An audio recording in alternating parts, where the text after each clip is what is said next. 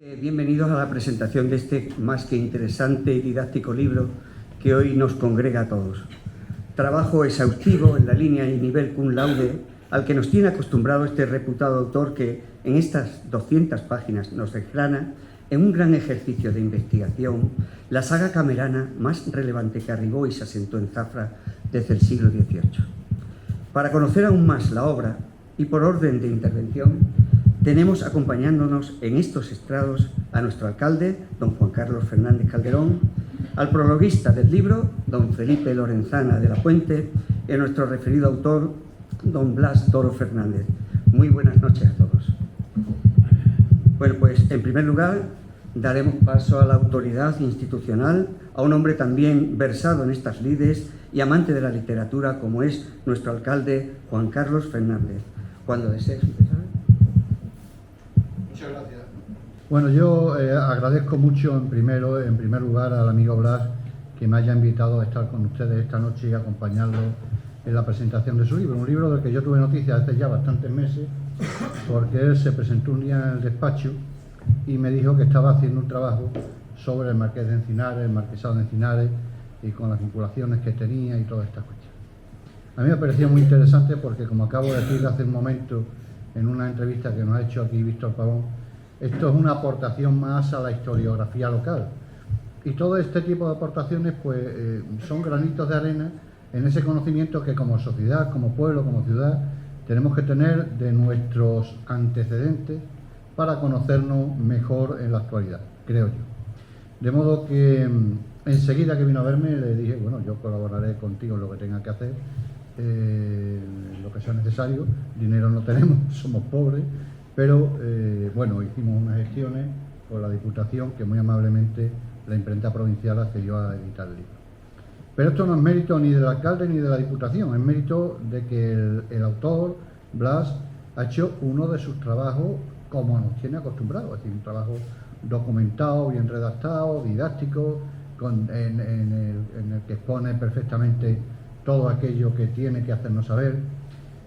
Y para un alcalde de Zafra, que es un pueblo muy vivo en todos los aspectos culturales, donde, bueno, aquí es raro el día que no se presenta un libro. ¿Sí? Zafra es una ciudad absolutamente literaria y una ciudad en que hay mucha gente con inquietud por la historia, por la escritura.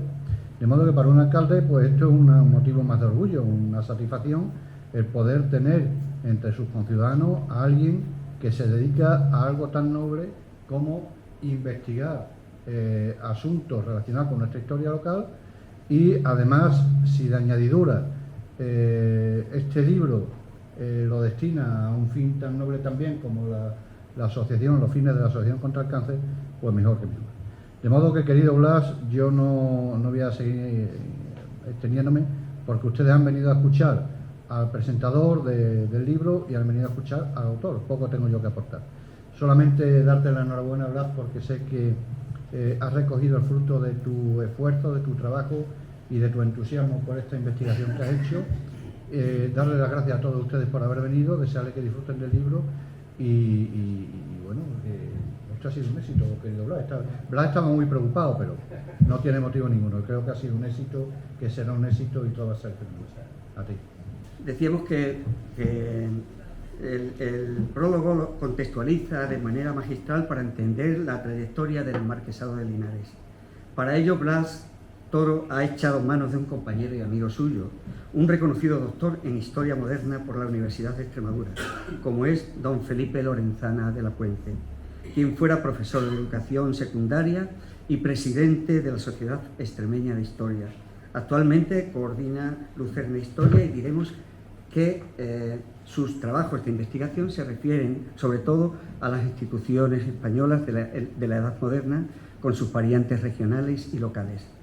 Al patrimonio documental igualmente ha dedicado una extensa obra de consulta. También lleva publicados 3 libros y firmado más de un centenar de artículos. Paralelamente coordina y organiza la mayoría de las jornadas de historia celebradas en Llerena y Fuente de Campos, así como la edición de sus libros de actas. Con todos ustedes, sin más, les dejo con don Felipe Lorenzana.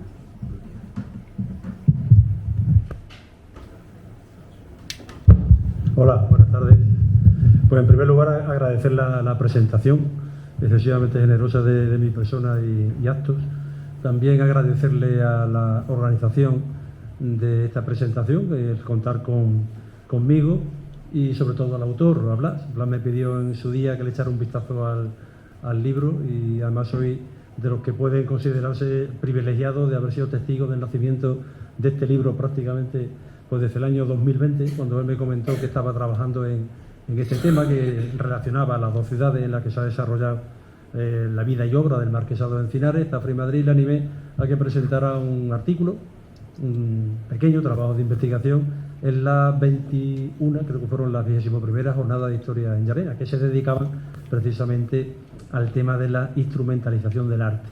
Entonces era un trabajo de 20 páginas y ahora se ha convertido en un libro de 200 páginas. Yo creo que le animamos entre todos a que tirara para adelante y para atrás, porque fue abarcando más tiempo. Aquello se centró en las primeras décadas del siglo XX y el libro pues ocupa ahora mismo, cubre prácticamente 2 siglos y pico. Con lo cual tenemos aquí una obra que se ha ido cocinando a fuego lento durante estos últimos 4 años, y el resultado es el que ustedes están a punto de ver. Mi papel aquí es simplemente, y creo que lo voy a hacer en tiempo breve, porque si no me va a reñir, el contarles lo que son las principales aportaciones del libro, porque luego les va a hablar de los contenidos. Y es que aunque el prologuista, pues a pesar de que, hombre, con la objetividad y la distancia que se impone, puede trazar unas líneas de lo que es el texto en sí, pero quien mejor conoce los contenidos, pues evidentemente es el autor. Por tanto, me centro en cuestiones que se pueden resumir en la siguiente. En primer lugar, me ha llamado mucho la atención, una de las principales aportaciones del libro es que clarifica lo que es la aportación de los cameranos a Zafra, hasta convertir esas aportaciones en lo que yo creo que es una seña de identidad de esta ciudad. Para el alcalde ha dicho pueblo, que para los que somos de fuera pega más lo de ciudad pequeña, pero con todas las características de una ciudad, sobre todo por su capacidad de influir en el territorio. Esta fue una de las cosas que hicieron los encinares desde el principio, tejer lazos familiares y sobre todo diversificar los negocios por toda la comarca.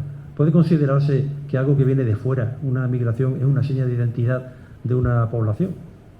Bueno, pues sí, y además yo creo que aquí tenemos un punto de contacto entre Zafra y Madrid, porque son dos ciudades que, salvando la distancia, pues se han enriquecido con las aportaciones de fuera.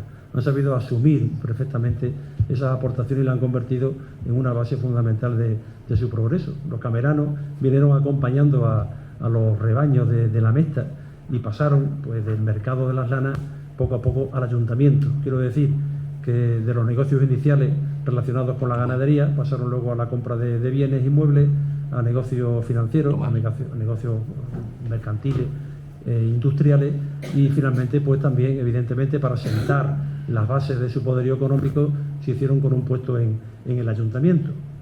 Por tanto,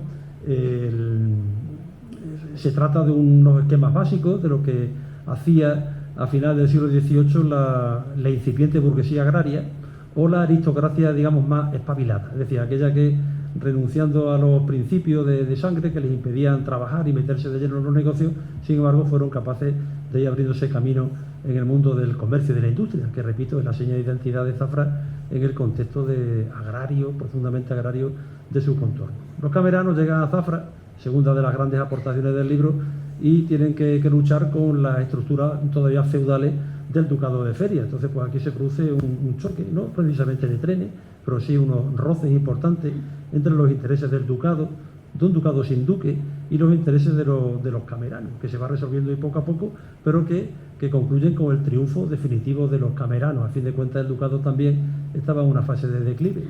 La representación de ese triunfo camerano podríamos verlo en lo que es la arquitectura, es decir, en la construcción de la primera gran casa que se hace el Marquesado en plena Plaza Mayor de Zafra, por una parte, y 100 años más tarde uno de los familiares, los marqueses de Solanda, construye su palacio justo enfrente de aquí, de la casa ducal de Feria, es decir, ahí mismo al otro lado de la plaza, como si fuera pues un desafío, una osadía, como decir, pues aquí estamos nosotros ahora, esa nueva burguesía ennoblecida, o nobles aburguesados, que somos los que llevamos ahora mismo las riendas de las estructuras económicas de la ciudad. Y eso sería la otra aportación del libro, es decir, la narración de cómo la aristocracia se va adaptando a los cambios. En el siglo XIX el sistema liberal quita los privilegios de los grupos que hasta ahora los atesoraban, la nobleza y el clero, y por tanto a partir de ahora son todos iguales ante la ley, aunque solamente eso, iguales ante la ley. Se ha dicho que la aristocracia pues inicia de esa manera su declive y le deja paso a la burguesía. Nada más lejos de la realidad. La burguesía, la nobleza se adapta. Hombre, hay quien no se adapta, hay quien vende esos bienes que hasta ahora estaban vinculados, estaban protegidos por el mayorazgo, pero hay quien se adapta y lo hicieron bien. Y los Encinares, pues se trata de una familia, en este caso, que es un prototipo clarísimo de adaptación, es decir, no sabemos si aburguesamiento, repito, de la nobleza o ennoblecimiento de la burguesía, porque ellos mismos de ese origen eran burgueses que alcanzaron el título nobiliario a finales del siglo XVIII, pero que, aunque venían de tierras de hidalguía casi universal, de los cameros, pero no tenían demasiados oropeles. Lo fueron ganando con el tiempo y con el trabajo. Y el libro, y aquí tenemos la aportación número 4, pues viaja de Zafra hasta Madrid. Zafra, el primer marqués, Cayo José López, me lo encontré hace mucho tiempo en un legado del archivo de Simancas presentando una petición ante la Diputación de los Reinos para que se respetaran las escrituras de Millones. Me sorprendió mucho porque son muy pocos los escritos que se dirigían a unas instituciones que estaban ya prácticamente olvidadas y a una legislación extrañísima como era la escritura de Millones. Y sin embargo, él consiguió que la Diputación autorizara en sus pretensiones sobre los pactos de Usagre mientras establecía su residencia en Zafra. Pues esta curiosidad que yo tenía por este Cayo José López pues ha quedado ya ampliamente satisfecha con el libro de Blas. Y en Madrid pues, se establece por vez primera el sexto marqués de Encinares, Alfonso Ramírez de Arellano, una persona polifacética, fue diputado en Cortes, fue gentilhombre de Alfonso XIII, tuvo muchos cargos, muchas distinciones y también fue concejal del Ayuntamiento de Madrid. Bueno, pues de toda la vida del marqués en la que Blas se podía haber fijado, se fijó precisamente en esta última, la de concejal. ¿Y por qué? Pues, bueno, porque parece que digamos que de los cargos que tuvo es el que menos gloria aparentemente representa. Y sin embargo, claro, en un urbanista como Zafra, pues normal, porque claro, fue concejal de tráfico. Y las primeras leyes de tráfico, el primer código de circulación, la reorganización de la Policía Municipal de Madrid, lo que son hasta los propios semáforos, pues son cosas que proceden de la época del sexto marqués de Encinares. Bien, pues son escenarios urbanos los que se retratan en este libro. Blas, que como digo es de formación geógrafa, pues ha tenido que disfrutar muchísimo, no solamente rediseñando otra vez mentalmente el espacio de Zafra, que él conocía muy bien, porque a Zafra dedicó su tesis de licenciatura y su tesis de doctorado allá hace ya 30 años. Pero claro, ahora se encuentra con el sueño de todo geógrafo, que es el Madrid de los años 20, el Madrid de que alcanza el 1.000.000 de habitantes, el Madrid que prolonga el Paseo de la Castellana, que reorganiza la Gran Vía, el tráfico, como digo, de manera pues que, repito, me alegro porque has tenido que disfrutar muchísimo con estos nuevos escenarios que te has ido encontrando. Y ya pues para acabar, pues también decir que Blas pues se ha transmutado aquí también en varias personalidades. Geógrafo, digamos, de nacimiento, por decirlo de alguna manera, pero también para componer este libro ha tenido que rozar un montón de disciplinas afines, la historia del arte, la genealogía, la cartografía, la biografía, y bueno, creo que lo ha hecho todo con suficiencia, aplicando el método a rajatabla y sobre todo pues, siendo fiel a las fuentes documentales, porque solamente así es como se hacen realmente los libros de historia. Enhorabuena, Blas. Y ahora que está jubilado, hasta el próximo libro. Muchísimas gracias. Como ven, un prologuista muy versado.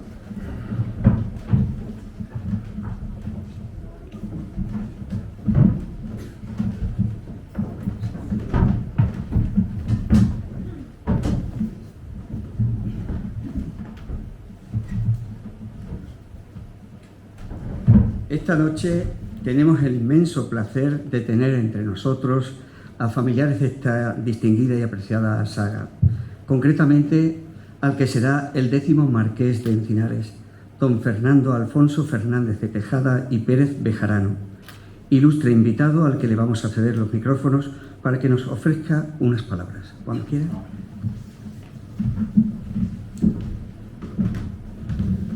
Buenas noches. Bueno, estoy aquí por invitación de don Blas, en representación de mi padre, el marqués de Encinares, y bueno, 2 minutos, no voy a ser más breve, para decir 2 cosas. Bueno, agradecer a don Blas el trabajo estudiado, ¿verdad? Y muy minucioso, y bueno, que me permite egoístamente conocer la historia de la familia para poderlo también trasladar a mis hijos, y sobre todo, bueno, para agradecer también en nombre de mi padre el contacto que ha tenido con el autor, y bueno, y que también ha puesto su granito de arena en la obra que hoy se presenta, sobre todo por temas más de la vida privada, ¿verdad? O detalles de la personalidad de Alfonso Ramírez de Arellano, del sexto Marqués de Encinares, que, bueno, junto con Zafra es el coprotagonista del libro. Y, bueno, efectivamente, como ya se ha dicho, un personaje polifacético que disfrutó y sufrió mucho la vida, y que, bueno, que a través de su posición en Madrid y de sus relaciones personales con los grandes personajes de la época, desde Primo de Rivera al propio rey don Alfonso XIII, pues intentó siempre ayudar a Zafra y a la comarca, ¿verdad?, de Zafra y a Extremadura en general. Así que muchas gracias por venir, y por la parte que me toca, pues muy agradecido a don Blas. Así que gracias.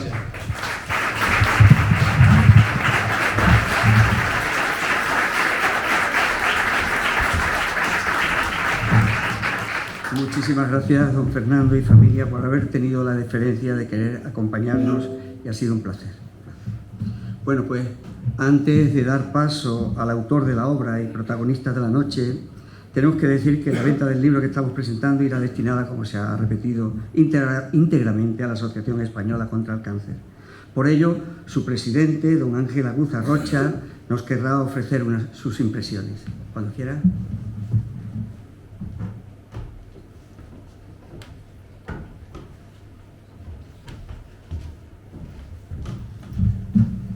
Buenas noches.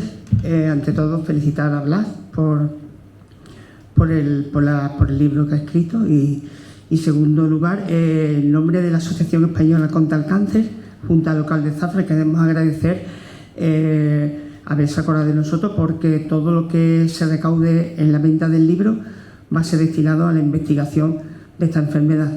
En nombre de la Asociación Española contra el Cáncer y Junta Local de Zafra, le queremos dar las gracias a Blas, porque, ya digo, todo será para la investigación. Muchas gracias.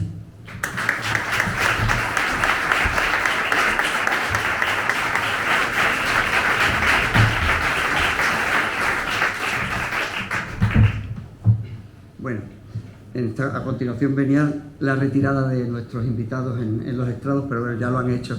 Así que les vamos a pasar ya sin dilación la palabra al verdadero protagonista de la noche, Blas Toro Fernández. Blas Toro Fernández es natural de Zafra, licenciado con grado en Geografía e Historia y doctor en Geografía y Ordenación del Territorio por la Universidad de Extremadura.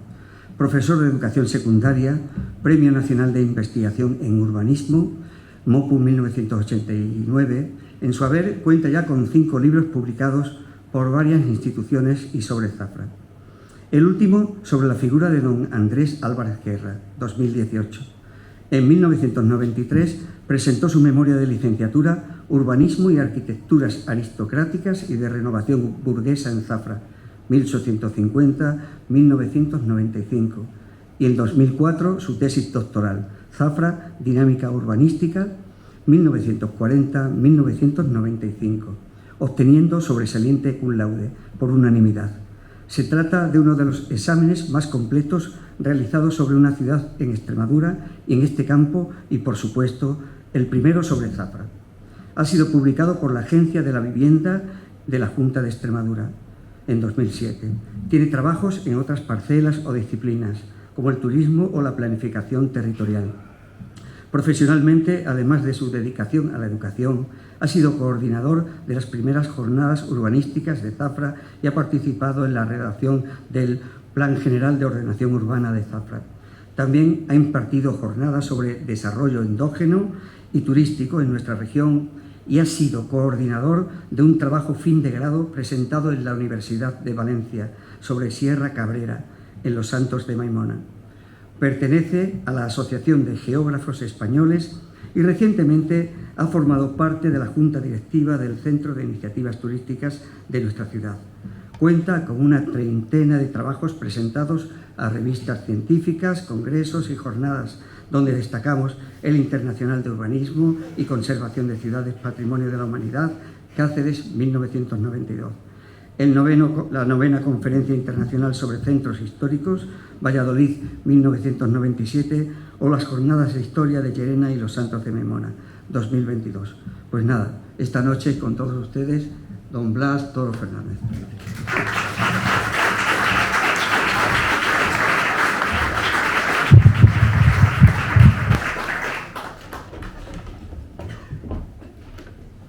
Bueno, voy a proyectar unas imágenes y demás, espero no cansarles mucho. Entonces, bueno, Miguel, a ver si apagamos un poquito.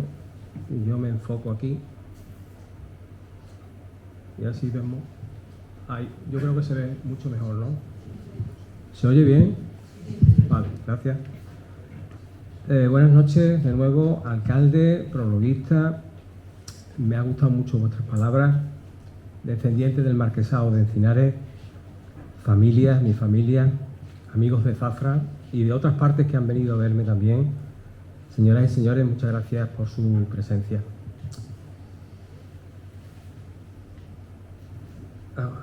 Ahí está. Bueno, voy a seguir parece como que le pide a uno seguir una guía, ¿no? Por aquello de que uno es profesor y, bueno, para que ustedes no se pierdan. Yo creo que al final se van a perder, pero intentaré hacerlo lo más ameno posible y lo más dinámico.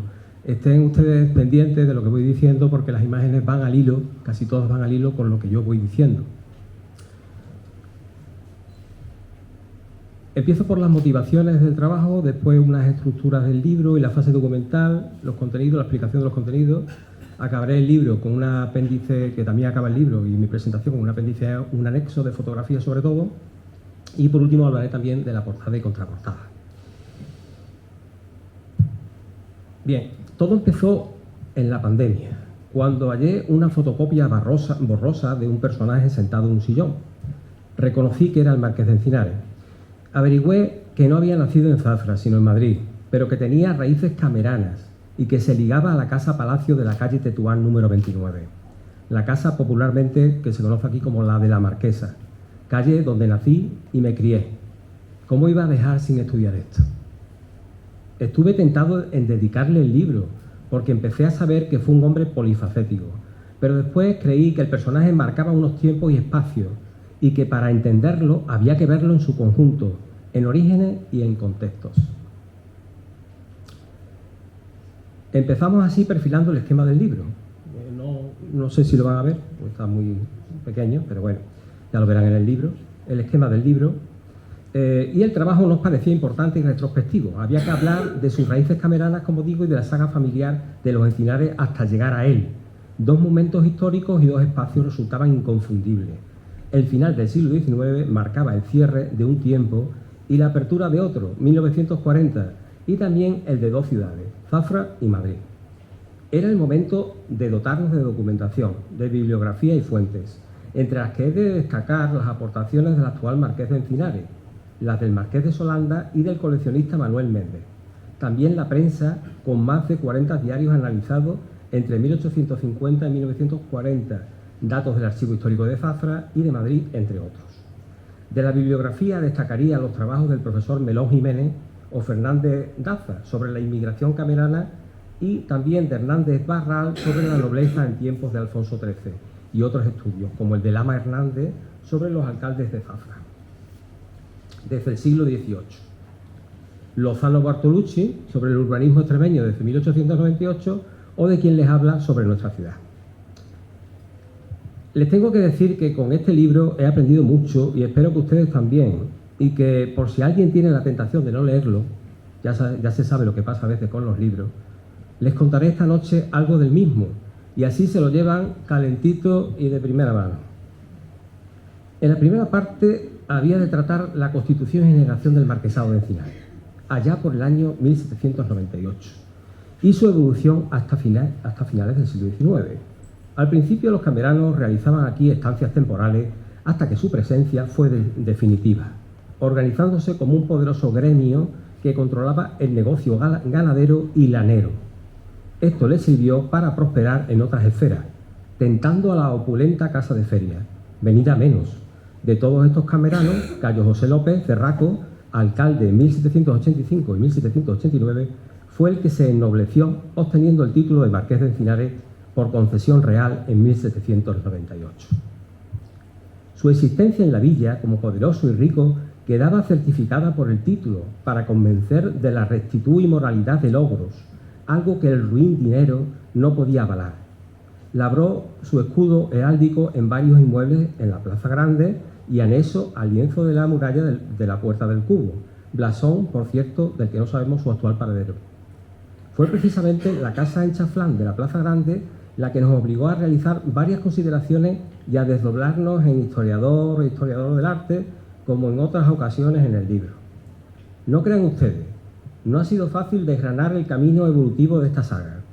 Al primer marqués le sucedió en 1813 y 16 su hijo Matías López López, que por casamiento con otra camerana del Solar de Tejada y de apellido primero San Román, introdujo este cognomen en el marquesado.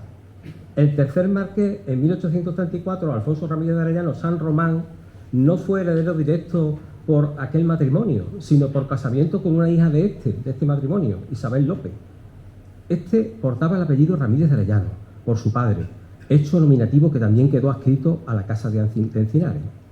El tal Alfonso era un gran potentado en Zafra, alcalde liberal, moderado y diputado provincial en tiempos de Isabel II. Entre muchas de las posesiones contaba con una espaciosa tenería en el campo de Sevilla. Con estas bases familiares, el cuarto marqués sería Leopoldo Ramírez en 1870. Aquí sucedió otro hecho en esta evolución. Leopoldo se casó con Elia, otra camerana de los Marín del Valle, contribuyendo a la sociedad conyugal con unas nada despreciables 198.000 pesetas. Por esto y por otras razones, a este apellido le hemos dedicado unas páginas, tanto por nombre como por hombres, como Benito Marín del Valle, su padre, o Marcos Marín, su abuelo, con raíces en la población de Lumbreras de Cameros. Marcos, por ejemplo, fue alcalde liberal y por ello perseguido en tiempos de Fernando VII. En Benito, por su parte, confluía el dicho que me atribuyo, de hombres que hacen la villa y villas que hacen a los hombres. Quizás aquí más lo primero, ya que en sus propiedades de la calle Tetuán se gestó lo que sería la casa-palacio de los marqueses de Encinares. La averiguación de los orígenes, características y descripción de esta casa nos ha exigido de nuevo otro desdoble científico como historiador del arte y geógrafo urbano. En 1878 aún no estaba edificada, como nos informa un protocolo notarial, que la casa linda con el molino de aceite de este caudal, de los Marín, y por izquierda con otra de Secundino Fernández.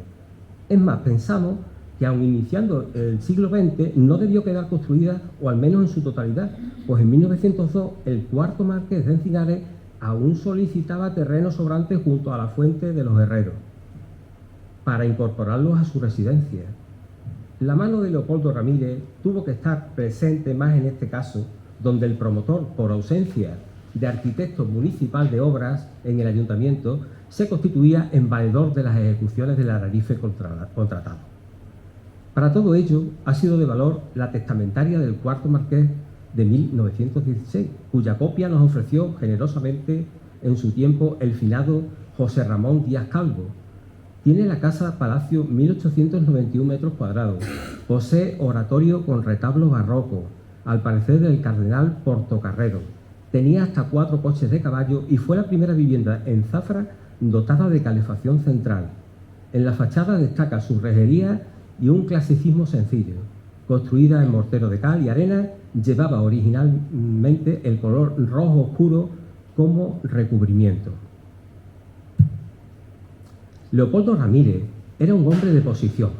Fue máximo contribuyente de Zafra en 1898 y 1902. Amante de viajar, siendo el primer veraneante de la ciudad junto a su familia en probar el termalismo en el Goibar, Guipúzcoa. Fue concejal del ayuntamiento presidido por el liberal progresista Guillermo Nicolau y accionista del proyecto de la carretera de la estación. En su casa se gestó una importante reunión para la defensa de la unidad territorial española, que incluía a las colonias americanas. El manifiesto que de allí emanó se transmitió al marqués de Manzaledo del Círculo hispano-ultramarino de Madrid en 1872. Leopoldo disponía de un patrimonio cercano a las 400.000 pesetas. Los hijos de los marqueses fueron Sofía, Alfonso y Concepción, trascendentes en los destinos familiares, sobre todo los dos primeros, mientras que Alfonso, único varón, sería el que llevaría el título como quinto marqués de Encinares. Sofía Ramírez de Arellano casaría con Francisco Fernández de Tejada y Fernández, con raíces en Nieva de Camero, adquiriendo el título de marquesa de Solanda, la octava. Detallamos en el libro la singularidad de este título, que lo obtuvo desde 1924. Los Solanda erigieron un imponente palacio frente al castillo, al que era obvio dedicar varias páginas. Bella muestra historicista de la ciudad, se construyó a comienzos del siglo XX bajo el proyecto de Ventura Vaca Parrilla. De ella destacamos el patio interior dentro del neonazarí. Finalmente, el inmueble lo ocuparía como residencia el noveno marqués de Solanda, aunque al casarse con la hija del quinto marqués de Encinares, Soledad Ramírez de Arellano, en 1915, en el oratorio de la casa de la calle Tetuán, precisamente, vinieron a ocupar esta última vivienda. Por su parte, el noveno marqués de Solanda, Francisco Fernández de Tejada, estuvo al frente de la Unión Patriótica de Badajoz y de Primo de Rivera. Fueron varios sus proyectos: el Instituto de Segunda Enseñanza, el ferrocarril hasta la frontera portuguesa y el mercado de ganado en 1925, irrealizable por su gran extensión y presupuesto, 4 millones de pesetas. De hecho, Primo de Rivera cursó visita a nuestra ciudad con el ánimo de conocer estos anhelos. Vino en plena feria, el 5 de octubre de 1926, hospedándose en la Casa Palacio del Marqués de Solanda. De esta visita nos hablan distintos rotativos nacionales y de la que hizo acompañando a Alfonso XIII a la Exposición de Sevilla de 1929, fotografía que hallamos en el diario Correo Extremeño y que reproducimos aquí. También el Marqués de Solanda estuvo detrás del barógrafo de un lustro de 1923 al 28, donde se detallaban obras para Zafra, las de saneamiento, conducción de agua, mejora de carretera y de la propia feria. 98.075 pesetas fue lo que se presupuestó, lo que suponía un claro aumento con lo previsto por el ayuntamiento, ya que en 1925 el gasto total asignado a obras públicas era de solo 19.000 pesetas. Es este el momento en que cerramos el marquesado de Solanda y, claro, el de Encinares, y continuamos con la segunda parte del libro. No menos relevante, en ella los Encinares se extendían por Madrid, gracias al quinto y sobre todo el sexto marqués, como dijimos, protagonista de este libro. Esta parte engloba más de 70 páginas documentadas con 45 ilustraciones y fotografías, muchas a color. Ha sido una lástima que para el quinto marqués, el que abrió el apellido en la capital, no hayamos encontrado mucha información, quizás también por su corta vida, ya que murió a los 37 años. Sin embargo, los hallazgos biográficos han sido clarificadores para consolidar la trayectoria que la Casa Noble se proponía en Madrid. Encontramos que la culpa de la marcha de Zafra la tuvo su boda con la susodicha Soledad Esteban. Averiguamos quién era, nada menos que la hija del gran capitalista y político Martín Esteban, primer marqués de Torrelaguna y consejero delegado del Banco de España desde 1880. Al entierro de este, en 1899, acudieron el presidente del gobierno, Francisco Silvela, y el general Martínez Campos, entre otros. Su esposa, Benita Fernández del Pozo, era, según el Heraldo de Madrid, y en 1906, dama de distinguido trato. En muchas ocasiones se presentaba en el palco del Real, adornada con joyas de las más espléndidas que en Madrid se han lucido. La pareja debió ocupar el palacio que don Martín disponía en la Cuesta de Santo Domingo, junto al Teatro Real. Toda una mansión con obras de arte de primer nivel, como un fresco de Sorolla, descubrimiento e incorporación que hicimos a este libro gracias a una fotografía existente en los archivos del Ministerio de Cultura.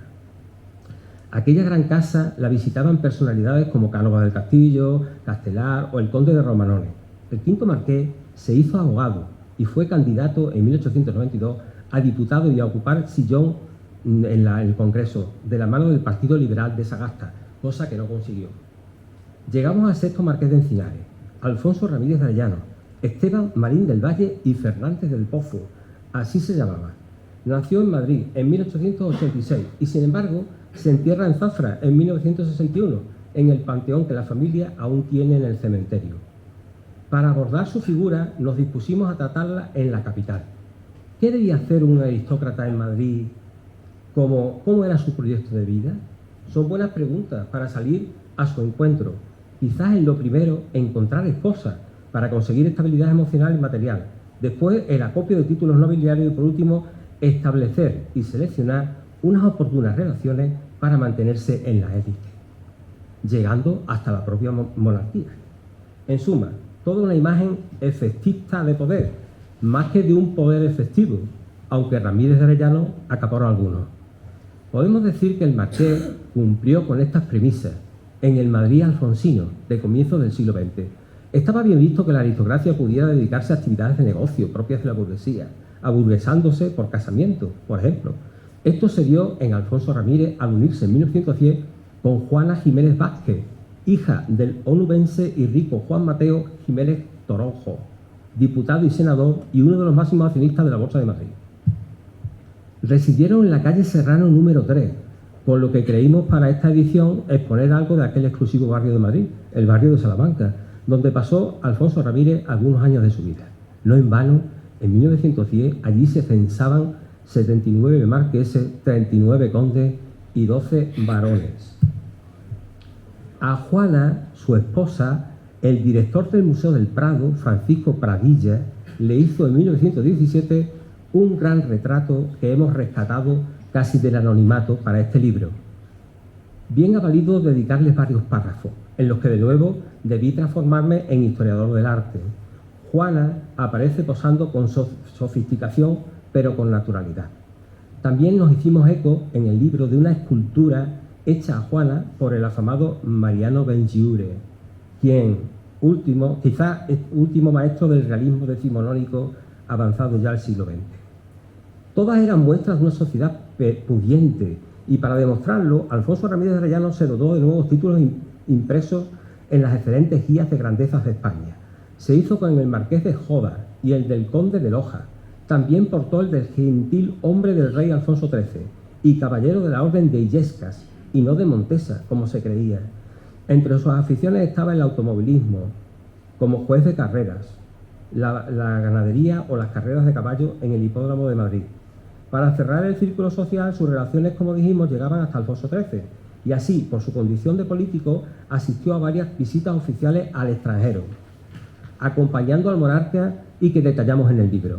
Para ejemplificar su vida, ha sido muy provechosa la colección fotográfica del archivo Franzen de Radio Televisión Española, las aportaciones del actual Marqués de Solanda y, sobre todo, las del Marqués de Encinares, las del Archivo Histórico Nacional o las que pude conseguir rastreando en documentos y revistas de la época.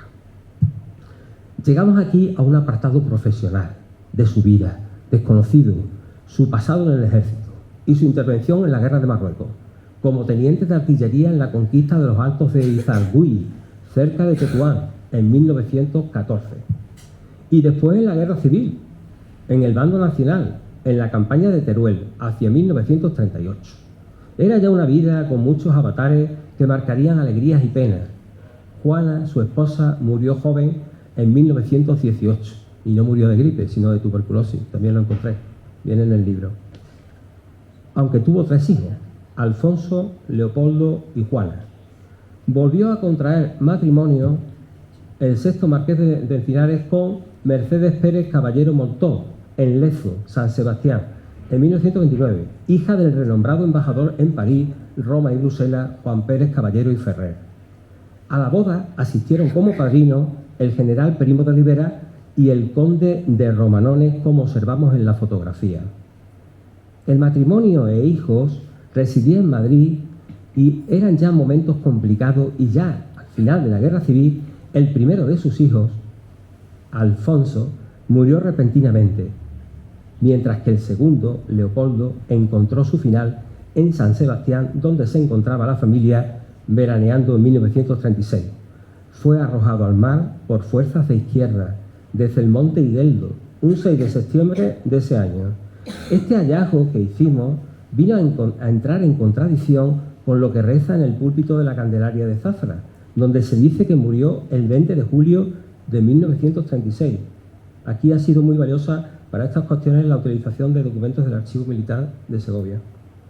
Consideramos temporalmente 1940 como el final de este libro y de la vida del Marqués, no física, sino por el momento en que se produce una inflexión y de crecimiento de las ocupaciones que tuvo, especialmente las políticas. Esto no quiere decir que no hayamos contado algo más de lo que pasó con el marquesado hasta su muerte. Incluso después, sobresaliendo la sentencia judicial en 2012 que daba la razón al actual 9º Marqués de Encinares frente a su primo, el 10º Marqués de Solanda, en su intento de acaparar aquel título. La fotografía que mostramos, sin embargo, denota la buena armonía de las dos familias en fechas ya pasadas, en una cena de Nochebuena en la Casa Palacio de la calle de Tours. Bien, llegamos a otra de las parcelas profesionales del Marqués de Encinares, político nacional. Quizás lleguemos aquí, como digo, a uno de los quehaceres más importantes del Marqués. La verdad es que sabíamos poco, por lo que nos enfrentamos a una tarea un tanto abrumadora. Gracias a diversa documentación que consultamos, las actas del Congreso de los Diputados, las plenarias del Ayuntamiento de Madrid, la prensa y la bibliografía al respecto, fuimos recomponiendo esta cuestión hasta, creo, averiguar las razones, trascendencia e importancia de Ramírez de Arellano. Su carrera como político en el Congreso de los Diputados la inició en unos momentos nada propicios, en 1916, un año antes de la gran crisis de 1917, y la continuaría hasta 1923. Pasaron cosas, y no poco importantes, cuando Antonio Maura era la figura estelar de la política nacional, representando al Partido Conservador. Este y otros gobiernos tuvieron que hacer frente al nacionalismo catalán, como a cerrar bocas ante el desastre anual de 1921. Hemos intentado desvelar por qué representó como diputado a Toro Fuentesauco, Zamora, quizás por ser distrito mostrenco. El caso fue que obtuvo sillón en la carrera de San Jerónimo por el Partido Conservador en 1919, como lo indica el Boletín Oficial de Zamora. No podemos establecer cómo era normal en tiempos del turnismo y de la oligarquía y del caciquismo que una red clientelar estuviera a la disposición del sexto marqués. Lo que sí parece cierto es que muchos de los votos los ganó al ponerse en situación de los votantes e intentar hacer suyas necesidades de los torensanos, como la situación de las escuelas y obras públicas. Sin embargo, la corta legislatura de Maura no fue en favor para que Ramírez de Arellano le diese tiempo a exponerlas en el Congreso. Además, sabemos que solo 2 veces se habló no ya de Toro, sino de Zamora. En 1920, con Eduardo Dato, el Marqués de Encinares volvió a sacar acta de diputado por Toro, aunque con menos votos, y con la crisis acechando por el asesinato del presidente del gobierno. Tuvo varias intervenciones e hizo gestiones que documentamos en el libro. En 1923 volvió a sacar acta, pero la legislatura fue muy corta tras el golpe de Primo de Rivera. Pasada la dictadura en 1931, en el intento de volver al sistema parlamentario anterior, ya no aparecía como candidato por Toro. Sus destinos fueron otros. Y esos destinos son los del Ayuntamiento de Madrid. El Marqués en el Ayuntamiento de Madrid entró de concejal en la dictadura de Primo de Rivera, con el apoyo del conocido político Joaquín Fernández de Córdoba y Osma, que renunció a ser alcalde. Madrid se pierde un gran alcalde. Eso fue lo que dijo en su acto de posesión como concejal. Luego, con el conde de Vallellano, como máximo edil, estuvo en su cargo desde 1924 a 1927, también con otros alcaldes, y por fin con Joaquín Ruiz Jiménez en 1930-31. Sabemos que tuvo varias responsabilidades: delegado del servicio de carruaje, circulación y tráfico, el de alumbrado y el de incendio. Estuvo en varias comisiones como la de Fomento y Casas Baratas. En estos apartados no pudimos encontrar ninguna gestión trascendente ni tampoco atribuirle propuestas en el planeamiento de estructuración del Gran Madrid, como se había pensado. Sin embargo, fue figura clave en 1926 para el diseño del tercer tramo de la Gran Vía de Madrid, entre Callao y el cruce de la calle de San Bernardo, prolongándose después hasta la Plaza de España. Propuso 35 metros de anchura, para seguir la dimensión del tramo anterior. Al final lo consiguió, aunque no sin polémica. Esa polémica la contamos en el libro. El grandioso edificio de la prensa, construido en 1928 y que observamos ahí en primer plano, del arquitecto Pedro Muguruza, sirvió de charnela para la ejecución final de la obra, como nos aparece en esta interesante fotografía un poco posterior y que hallamos en el archivo Memoria de Madrid. Era el momento en que se discutía la expansión de la capital con la prolongación de la Castellana, un proyecto en que tampoco interviene Encinares, aunque le afectara indirectamente, como veremos. Donde sí participó de forma acertada fue en el tráfico y en el transporte, proponiendo varias bocas de metro y regulando la circulación en una ciudad de 100.000 habitantes y 25.000 vehículos en 1925. En 1926 estuvo detrás del primer semáforo que tuvo Madrid, en el estratégico cruce entre Gran Vía y la calle Alcalá, como se ve en la fotografía, marcado ahí con un círculo rojo. Y dotó de una nueva indumentaria, incluida el típico casco blanco, a la policía madrileña. Viajó a ciudades europeas en este tiempo para observar de primera mano cuáles eran las técnicas modernas de asfaltado y de alumbrado. En suma, como le calificó un diario de Madrid, Ramírez de Arellano era el mago de los problemas del tráfico. Por otro lado, como representante del Ayuntamiento y amigo de Alfonso XIII, viajó con el rey a Roma y Suecia en 1925 y 28, y también estuvo presente en la exposición de Barcelona de 1929. La vida política y municipal del sexto marqués acabó en 1931 en las elecciones en las que venció el alcalde republicano Pedro Rico López. Alfonso Ramírez iba por la coalición monárquica, representando al barrio de Madrid, La Inclusa, donde el voto popular y obrero acabó dando la espalda al bloque conservador. Por todo ello, Madrid le dedicó una calle. El marqués como promotor inmobiliario. Este, creo, es uno de los apartados, uno de los temas estrellas de este libro, al que hemos dedicado 40 páginas y 25 ilustraciones. Y aunque sabiendo lo que íbamos a tratar, desconocíamos lo que nos íbamos a encontrar en el camino, para esbozar una imagen acertada de lo ejecutado por el marqués. Un espectacular edificio en el número 13 del Paseo de la Castellana. ¿Por qué y cómo se construyó? ¿Cuál fue su finalidad? ¿Qué significado arquitectónico y hasta artístico tuvo en el Madrid del momento? Estaba claro que para responder a estos interrogantes, de nuevo, debimos convertirnos en historiador del arte y geógrafo urbano. Nos pusimos mano a la obra para entender el proyecto, con el análisis de su localización, de las persistencias inspiradoras, para continuar con las claves técnicas y estilísticas del inmueble, haciendo una investigación sobre el arquitecto y finalmente dedicarnos a describir las fases del proyecto y las singularidades de lo que se edificó. En visitas que realicé a Madrid, aproveché de primera mano para observar y estudiar el contexto de la Castellana y edificios levantados que allí hay, haciendo un buen número de fotografías, como por ejemplo del Palacio de la Marquesa de la Puente y Sotomayor o el del Marqués de Fontalba y Cubas, encuadrados en una horquilla temporal entre 1890 y 1915, y con utilización de variados eclecticismos e historicismos. Estando frente al edificio del Marqués, hice lo mismo, distintas panorámicas que me sirvieron en trabajo de redacción para conocer las claves del inmueble. El edificio del Marqués ya no sería en sí un palacio o un hotel, como se llamaban este tipo de construcciones con anterioridad, sino un majestuoso bloque de apartamentos que era un fenómeno tipológico de moda en el Madrid de 1915. Los apartamentos ya no recogían las necesidades y nuevos servicios que demandaban,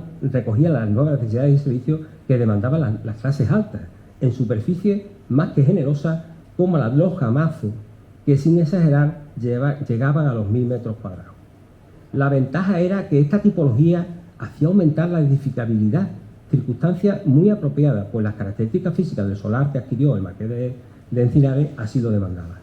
El alquiler medio de estos apartamentos en Madrid era de unas 7.500 pesetas, cifra que doblaba el salario de un empleado de la Administración del Estado. Ahí queda eso. El alquiler se constituyó en finalidad del inmueble, pero también el de alojar a los Encinares y Solanda en sus visitas a la capital. Ahora había que buscar el arquitecto, que fue Joaquín Saldaña. Pudimos ponerle cara, gracias a la única reseña fotográfica de 1924 que encontré. Saldaña, y es raro, pero es lo que encontré, no he encontrado más. Saldaña era un arquitecto reconocido en Madrid, que trabajaba para la aristocracia. Había ganado el concurso para la dirección de correos en Atocha. proyecto que al final lo realizaron Antonio Palacio y Joaquín Otamendi en Cibeles, estando en su haber el palacete de la Condesa de Ardanero o el del Marqués de Falces en la Gran Vía, este de 1920 y que vemos en la fotografía. En casi todos estos, Saldaña se decantó por un exotismo ecléctico y neobarroco, que los críticos llamaron como de los Luises por los monarcas franceses, claro. Era un arte pomposo con un lenguaje evasivo que encajaba en el perfil de las élites madrileñas del primer cuarto del siglo XX. ¿Y el proyecto dónde estaba? Afortunadamente lo encontramos en el archivo del Ayuntamiento de Madrid, en buen estado. Data de 1919 y posee unos valiosos planos a escala 1:100 de la fachada tanto a la Castellana como a la calle Fernando el Católico, y que también del interior también hay planos en planta donde se detallan dependencias y servicios, aunque no consta el hueco reservado al ascensor, dotación que llegó de la mano de la casa de Schneider en 1929. Según lo ejecutado, ¿se hizo el edificio fiel a lo programado? Pues el número de plantas distribuidas a la calle Fernando el Católico no correspondía con lo planeado, ni el repertorio artístico, ni la coronación, etcétera, etcétera. Pensamos por un momento que esto sucedió algo después, o bastante después. Pues no.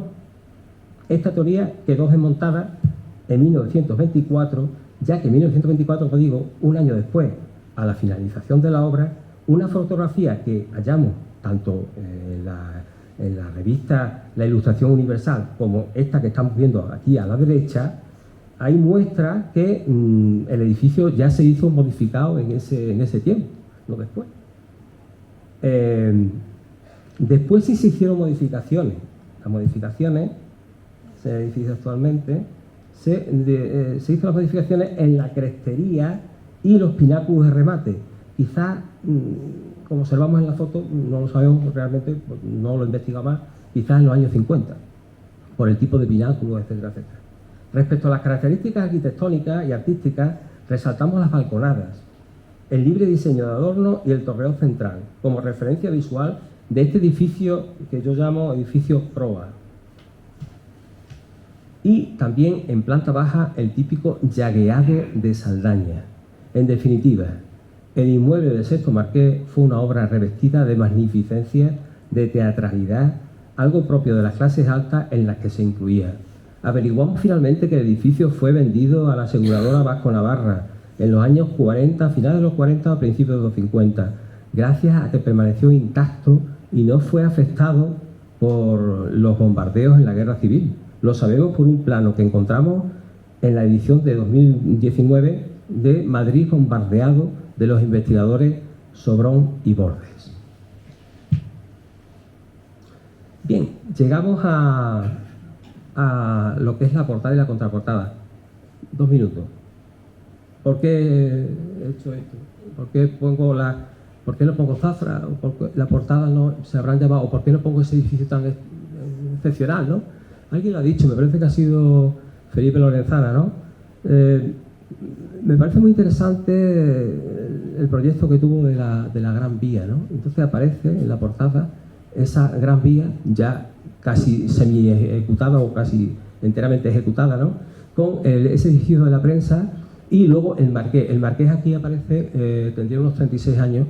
Esta fotografía, que no la he mostrado aquí porque no puedo mostrar todo, para eso tienen el libro, la encontré en los archivos de la nobleza de Toledo. Y luego aparece también el actual escudo del Marqués de Encinares. Me parecía interesante y luego tiene retoques de Photoshop y demás, darle un estilo diferente. Y claro, referencia a Zafra tenía que hacer la contraportada. La casa de la calle Tetuán, ¿no? Casi la protagonista también del libro, ¿no? Hay 2 casas protagonistas, ¿no? Esta es la de Madrid, ¿no? Pues esta es la de Leopoldo, el Marqués IV de Encinares, ¿no? Y con una reseña, también tiene retoques, hay unos retoquillos, y también una reseña del libro, ¿no? Y luego, espere, no, ahora va. El apéndice documental que aparece en el libro me parece también muy interesante porque recoge más de 50 fotografías sobre todo las relaciones y la forma de vivir del Sexto Marqués, que esto siempre le gusta a la gente. Yo me acordé también de la gente de Zafra, que es un libro que es de investigación, pero que también lleva fotografías que sí de la boda, que yo sé que esto también a la gente le gusta, ¿no? Y cosas muy interesantes, ¿no? Del panteón, de quién está enterrado, de no sé qué, fulanito, menganito, incluso de cosas que ponen en las lápidas, ¿no? Muy interesante, ¿no? Yo les invito a ustedes a que visiten de vez en cuando el cementerio con ánimos históricos, no con ánimos espirituales, ¿no? Que también, ¿no?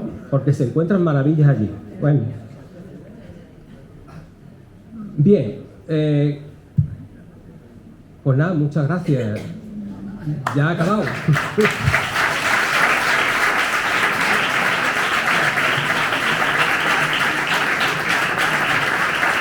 Bueno. Vale. Muchas gracias por esos aplausos. Bueno, voy a decir dos cositas, o agradecimiento, por supuesto, que nadie se siente excluido, pero ya se lo he dicho a los que no he podido nombrar, y además, porque bueno, ya lo he aludido con anterioridad, ¿no? A todas las personas e instituciones, sobre todo al ayuntamiento, a su alcalde, que no le he dicho nada, pobre, por las gestiones que también ha hecho con la Diputación, etcétera, ¿no? La misma Diputación Provincial, se han portado muy bien, ¿eh? Nada más que llegué allí con el proyecto, para adelante. El servicio de impresión, ¿no? Con lo que le habré dado antes. Bueno, no me dijo ni no me preguntó ni la hora. Estupendo, fenomenal. El Parador, por supuesto, por habernos dejado esta sala, y a su directora, y también a la Asociación contra el Cáncer, ¿no? De Zafra. También quiero dedicar a mi mujer, María Rosa, e hijo, Alejandro, Ignacio y Sofía, porque todos han colaborado o han ayudado algo en este libro, ¿no? Y por supuesto, a Fernando José Fernández de Tejada Simoe, actual marqués de Encinares, por las horas al teléfono y por la infinidad de datos suministrados. Es una barbaridad este hombre. Ha sido una pena no poder estar, se ha quedado con una pena muy grande, pero cuestiones familiares, etcétera, y no ha podido estar. Pero está su hijo, a su hijo, que lo representa muy bien. Así que mi gran agradecimiento. Y en fin, vecinos, creo que con este libro conocemos un poquito, creo, algo más de Zafra, del pasado de Zafra, y de este enigmático personaje, y hasta de Madrid, valga la osadía. Ahora, ya, si ya no he aplaudido antes, no aplaudo ya. Gracias.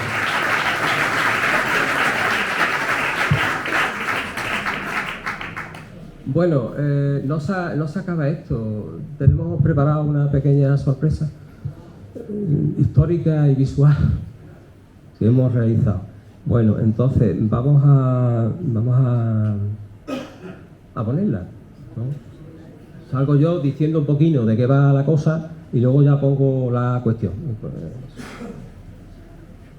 Buenas tardes.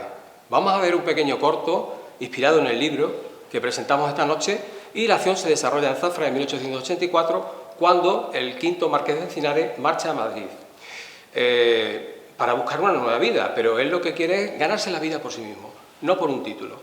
Así es que espero que les guste.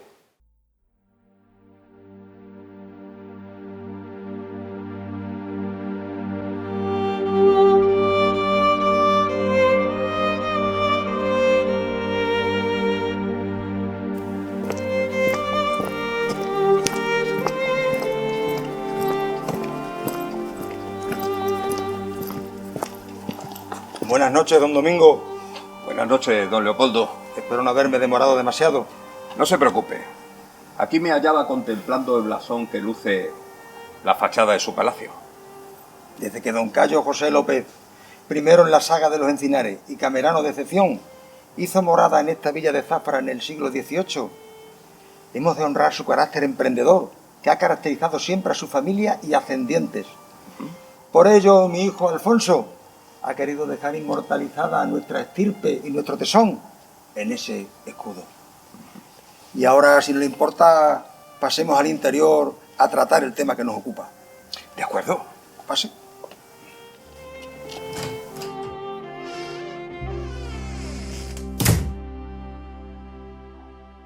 Como le he comentado, mi situación financiera no es buena.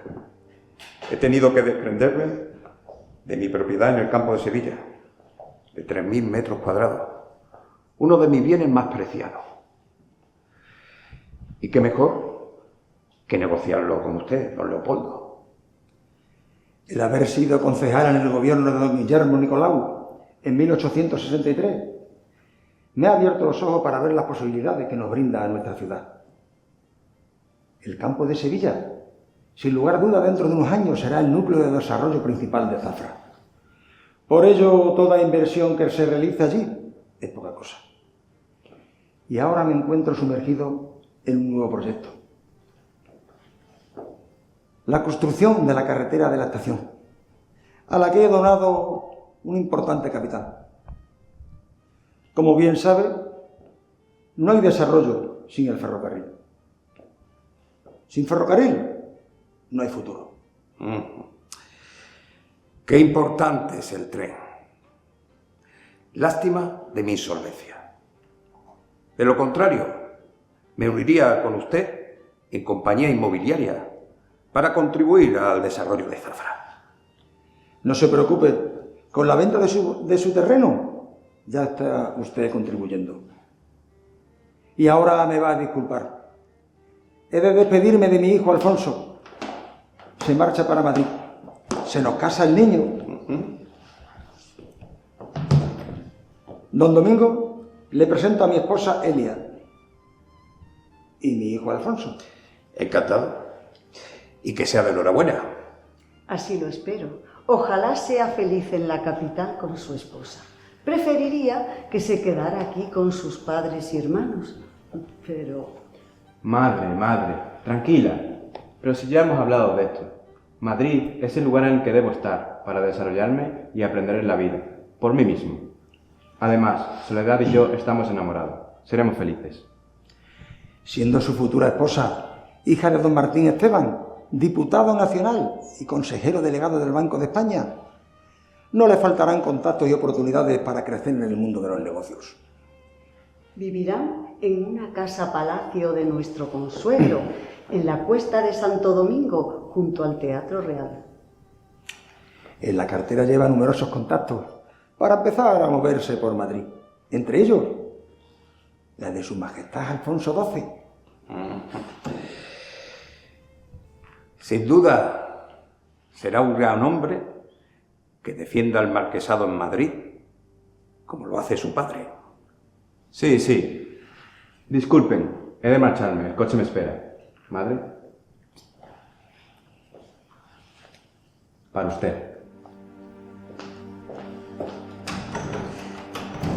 Alfonso, que te dejas la maleta.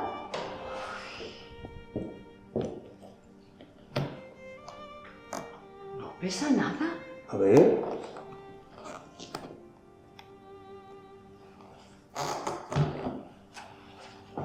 Una carta.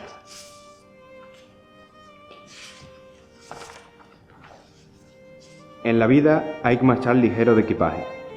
Ahora me enfrento a una nueva ciudad, a una nueva vida, donde a pesar de mi ampulosa carta de presentación, deberé mostrar quién soy. Nada me llevo, nada de lo que me ha sido regalado, pues lo que he de tener, he de ganármelo. No quiero ser esclavo de mi estirpe, ni aprovecharme de ella, sino quiero ser un miembro honroso de la misma. La gran capital de Madrid me espera, y el reto de mejorarla, como usted, padre, hace con nuestra Zafra, es mi anhelo, mi sueño, mi objetivo. Junto a mi amada Soledad, vuestro hijo, con amor, Alfonso.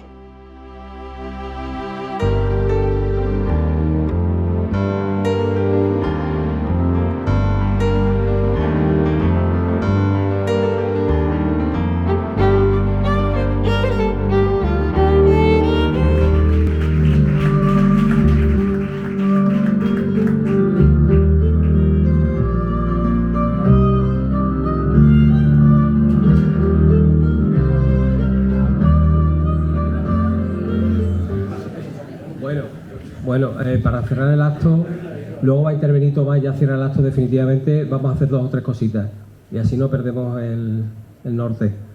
Lo primero, 2 minutos para lo del corto.